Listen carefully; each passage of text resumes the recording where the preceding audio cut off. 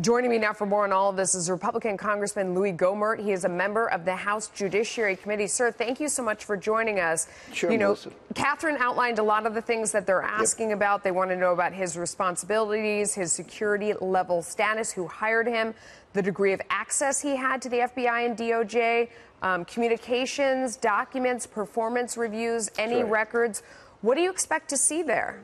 Well, we want to find out what his role really was. I mean, apparently he was leaker in chief. As Comey said, he didn't consider what he gave to his leaker person, the special person, leaking. But, yeah, he's going to find out that he's violating the law. He's violating regulations. And I couldn't help but smile, Melissa, when Catherine was mentioning the DOJ response from Rosenstein, that they don't put a lot of stock in anonymous sources, because it's very clear they want people who hate Donald Trump, that want him to be removed as president, that will do anything to, set him up, use false information, whatever. That's the kind of people they prefer. But if you don't absolutely hate Donald Trump and want him removed, Rosenstein doesn't really care about using you for a source. That's what it boils down to. You know, they're saying that they're going to respond to the request this afternoon. Yeah. Do you really believe they're going to turn over documents that answer all of these questions, or do you think the response is going to be something like, here's your response, we're not going to give it to you?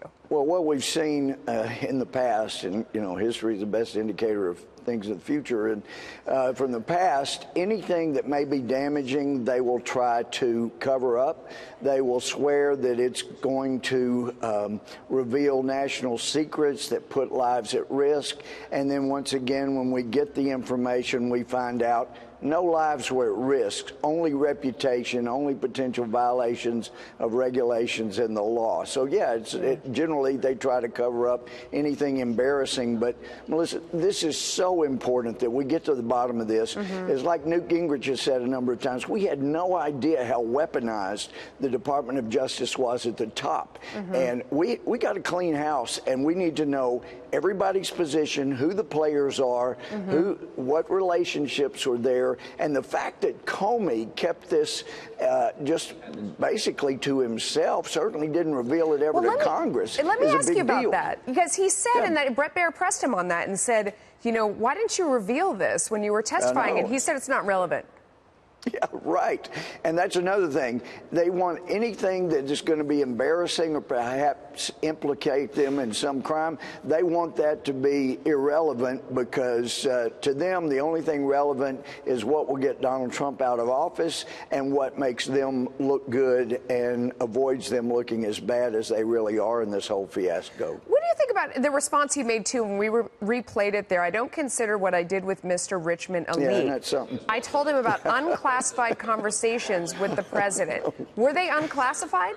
No, they were not unclassified. And if at a minimum, there was an executive privilege that can only be foregone by the president himself. But, Melissa, I keep thinking about Wilford Brimley's comment in absence of malice. Every time these bozos mention that, it's a leak, or it's not really a leak, Wilford Brimley said, last time we had a leak like that, Noah built himself an ark.